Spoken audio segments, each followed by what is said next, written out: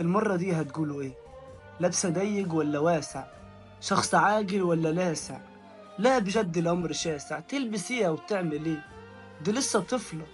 ناس بجد عقولها فاشلة، ناس مريضة بيبرروا للاغتصاب، هم أسباب الخراب. ذنب ايه الطفلة يعني؟ تعيش الجاي من العمر عذاب.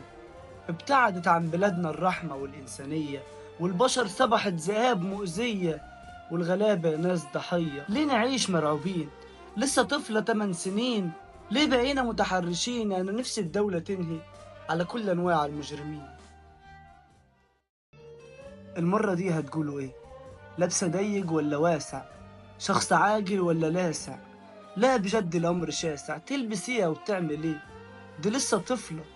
ناس بجد عقولها فاشلة، ناس مريضة بيبرروا للاغتصاب، هم أسباب الخراب. ذنب ايه الطفلة يعني؟ تعيش الجاي من العمر عذاب.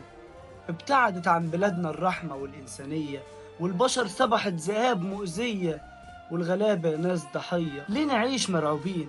لسه طفلة 8 سنين. ليه بقينا متحرشين؟ أنا نفسي الدولة تنهي على كل أنواع المجرمين.